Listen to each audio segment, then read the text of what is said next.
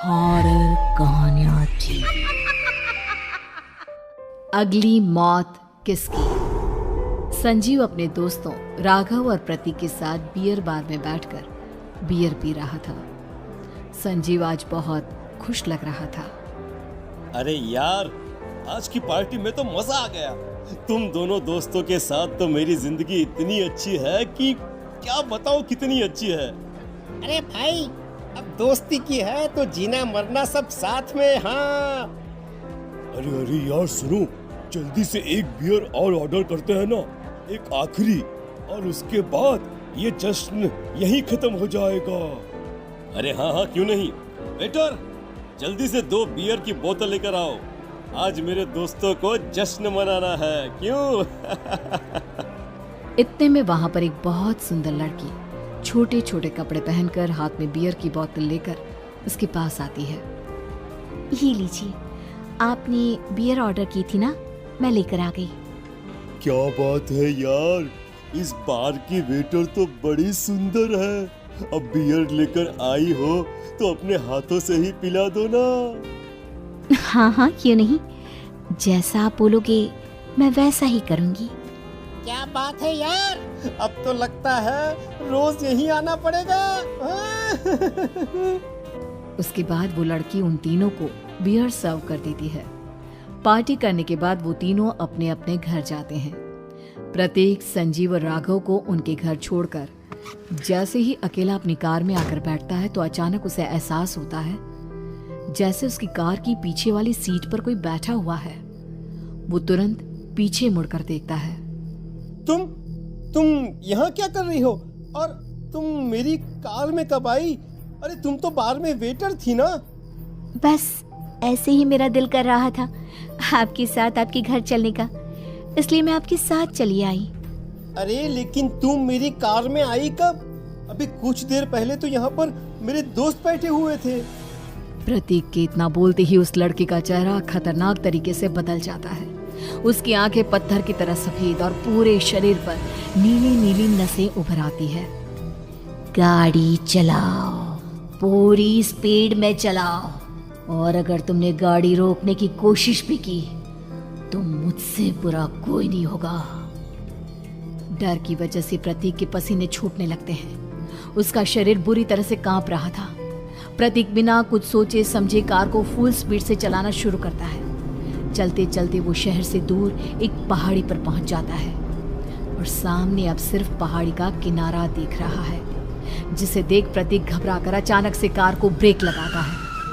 देखो देखो देखो देखो, मुझे छोड़ दो मुझे। अगर मैंने गाड़ी जरा सी भी आगे बढ़ाई तो हम दोनों नीचे गिरकर मर जाएंगे। ये तो तुम्हें पहले सोचना चाहिए था ना। अब कुछ नहीं हो सकता।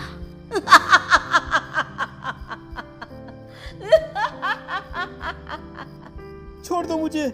नहीं नहीं, प्लीज मुझे छोड़ दो। प्लीज प्लीज मुझे जाने दो, छोड़ दो मुझे। गाड़ी आगे बढ़ाओ।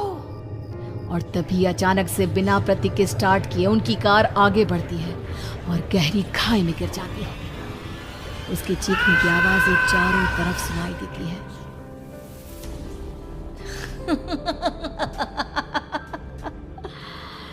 तुझे मारकर मेरे कलेजे में जल रही आग को थोड़ी शांति तो मिल गई, लेकिन अभी ये कहानी खत्म नहीं हुई।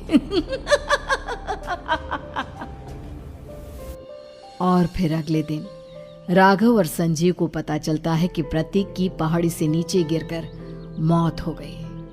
अरे कल रात की तो बात है यार, हम सब बैठकर पार्टी कर रहे थे, लेकिन मेरी एक बात समझ में नहीं आ रही।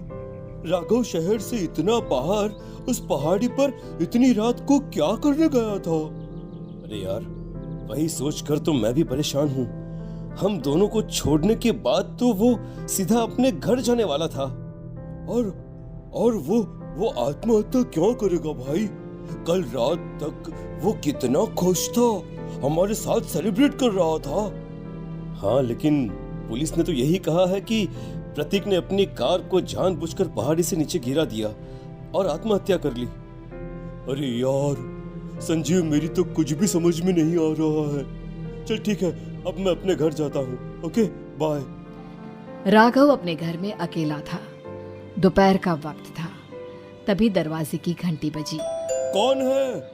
अरे 1 मिनट रुको, अभी आता हूँ। राघव ने जैसे ही दरवाजा खोला उसने देखा कि सामने एक बहुत खूबसूरत लड़की खड़ी हुई है। कौन है आप और यहाँ किससे मिलने आई हैं? देखिए ना, बाहर बारिश शुरू हो गई थी, मेरी गाड़ी खराब हो गई है। आपका घर नजर आया तो सोचा कुछ हेल्प ले लेती हूँ। क्यों नहीं, आइए ना, आइए आइए। मेरे कपड़े पूरे भीग चुके हैं, क्या आपके पास टॉवल मिलेगा प्लीज? राघव अपने बाथरूम से एक टॉवल लाकर उस लड़की को देता है। थैंक यू सो मच, अब मैं चलती हूँ। अरे इतनी क्या जल्दी है?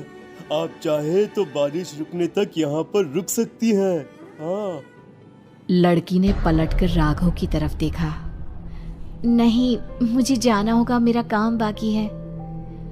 और वो वहां से चली गई। उस लड़की के जाने के बाद राघव अपने बाथरूम में नहाने के लिए गया और जैसे ही उसने बाथरूम में देखा तो उसका टॉवल वहीं पर लटका हुआ था। उसने टॉवल हाथ में लिया तो देखा कि उसका पूरा टॉवल खून के धब्बों से सना हुआ है। अरे अरे ये क्या? ये टॉवल तो मैंने उस लड़की को दे दिया था। ये वापस मेरे बाथरूम में कैसे आ गया? और इस पर ये खून के धब्बे कहां से आ गए? राघव ने आईने में देखा तो उसकी गर्दन पर एक बड़ा सा चाकू का कट लगा हुआ था जिससे खून बह रहा था, जिसे देख राघव के होश उड़ गए। हाँ, अरे ये क्या? मेरी गर्दन इतनी ज्यादा कटी हुई है और मुझे दर्द भी नहीं हो रहा है। ये क्या हो रहा है मेरे साथ? राघव घबराकर बाथरूम से बाहर आया और अपना मोबाइल उठाकर उसने संजीव को फोन लगाया। संजीव जल्दी से मेरे पास आ जाओ। मुझे लगता है कुछ बहुत बड़ी गड़बड़ है, जल्दी आ जाओ। उधर से आवाज आई, लेकिन वो आवाज संजीव की नहीं बल्कि एक लड़की की थी। कुछ अजीब नहीं हुआ है, बस तुम्हारी मौत तुमसे मिलने आई थी और तुम्हें मारकर चली गई। अब तुम इस दुनिया का हिस्सा नहीं हो राघव, इसलिए तुम्हें अपनी गर्दन के कटने का दर्द भी महसूस नहीं हो रहा। नहीं, ऐसा नहीं हो सकता, ऐसा नहीं हो सकता। कौन हो तुम? तुम्हारी मौत। अब संजीव के पास खबर पहुंचती है कि राघव ने अपने ही घर में चाकू से गर्दन काटकर आत्महत्या कर ली। ये सुनने के बाद संजीव के होश उड़ गए। वो पसीने से तरबतर हो गया और एक अनजाना डर अब उसके दिल को सताने लगा। संजीव के साथ ही उसका एक छोटा भाई राजीव भी रहा करता था। अपने भाई को इस तरह परेशान देखकर राजीव उसके पास आया। अरे भैया, क्या हुआ भैया? आप इतने घबराए हुए क्यों लग रहे हैं? प्रतीक और राघव की मौत, मेरा मतलब मेरी कुछ समझ में नहीं आ रहा भाई। अचानक से मेरे दोनों दोस्तों ने आत्महत्या क्यों कर ली? अरे वो तो मेरी भी समझ में नहीं आ रहा है भैया। हाँ, हो सकता है कि कोई परेशानी होगी और इसीलिए उन्होंने ऐसा किया होगा। हाँ, लेकिन दोनों की जिंदगी में एक साथ परेशानी और दोनों का इतनी खतरनाक तरीके से आत्महत्या करना, कहीं ऐसा तो नहीं मैं भी मर जाऊंगा? अरे आप ऐसी बातें क्यों कर रहे हैं भैया? वैसे ही मैं इतना परेशान हूँ। जब से अंजलि ने मेरा साथ छोड़ा है तब से सब कुछ बहुत अजीब सा हो गया है। रोज रात को डरावने सपने आते हैं। ऐसा लगता है जैसे अंजलि बार बार मेरे सपनों में आकर मुझे डराने की कोशिश करती है। अंजलि का नाम सुनते ही संजीव की आंखें फट गई और उसके गले में आवाज अटक गई। उसके चेहरे पर घबराहट साफ नजर आ रही थी। कौन थी वो लड़की जिसने प्रतीक और राघव को आत्महत्या की आड़ में मौत के घाट उतार दिया? और कौन थी अंजलि जो बार बार राजीव के सपनों में आकर उसे डरा रही थी? अंजलि का नाम सुनकर संजीव इतना घबरा क्यों गया? इन सवालों के जवाब जानने के लिए देखिए इस खतरनाक कहानी का अगला भाग।